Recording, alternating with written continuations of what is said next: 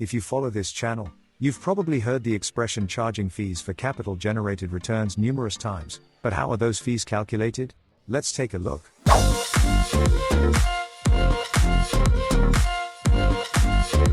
Before we begin, I remind you that none of this is investment advice, and assessing the risks involved in using it is your responsibility. If you're an investor, you'll know all too well that before putting your money on the table, you're going to have to pay up. We're talking about paying fees. But stick around until the end because as trader managers, this interests us too. For these fees, regulators establish a legal framework within which investment funds can operate and ensure they don't exceed limits when charging these fees. This is what Spanish regulation tells us. In financial investment funds, the management fee will be established based on their assets, their returns, or both variables. In general terms, management fees that exceed the following limits on an annual basis cannot be charged. A pause. This means it establishes three types of fees that can be fixed, variable, or mixed. And, of course, there are exceptions as always. Let's continue. A. When the fee is calculated solely based on the fund's assets, it's a maximum of 25% of this. B. When it's calculated solely based on the results, it's a maximum of 18% of these. C. When both variables are used, it's 35% of the assets and 9% of the results. Now, let's go back to the beginning. How are those return percentages calculated? Regarding fixed fees, it's straightforward. No loss there. But what if the fee is variable or mixed? What's the starting point? In that case, it applies a widely accepted concept in the financial world, the high water mark. And no, it's not the watermark we put behind the chart to share our analyses. The management company must devise a system for charging fees based on results that prevents a participant from paying fees when the net asset value of their holdings is below a value previously achieved by the fund, for which they've already paid fees based on results.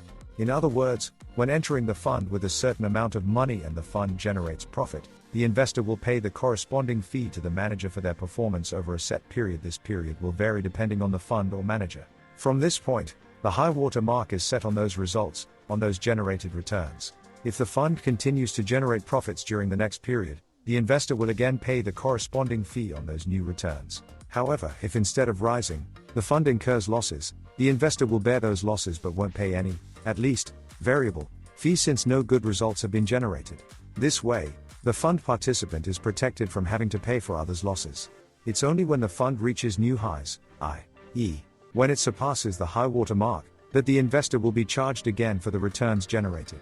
In other words, the investor will only pay in relation to the net tally of profits obtained. The charging of variable or mixed fees based on results is certainly attractive for the investor since they can be sure that their interests and those of the manager are fully aligned. The manager is committed to achieving good performance in the markets as their income depends on their success. And do you know where you can find more than 3,000 investable indices based on these types of fees? Exactly, Darwinex. Before finishing, I remind you that if you like this type of content, you can subscribe to the channel if you're not already, give it a thumbs up, and activate the bell so you don't miss any content I upload. So, whether you're a trader or an investor with Darwinex, be clear that you'll only receive or pay fees, respectively, based on results. Specifically, at Darwinex, the payment of fees and, therefore, the assessment of the high water mark, is done quarterly. Regardless of your profile, if an investor enters and exits a Darwin with profits before those 3 months are up, the performance fee will be withheld by the broker and paid to the manager at the end of the period. In any case, in the description of this video and in the pinned comment, I leave you a link to the Darwinex website where you can find more information about the high water mark they apply. There's a lot I want to share with you, but bit by bit. There's only so much time in a day, but if you leave me a comment down below, I get fired up. Just saying. In an upcoming video, we'll see how to build a Darwin portfolio and how to backtest that portfolio to ensure it's uncorrelated and achieves optimal diversification, all using the tools provided by Darwinex on their platform. I'll leave you a card up here. Understand me, for continuity reasons, if you don't see it yet, it's because it's not available yet, but it will be in the future. For now, I bid you farewell.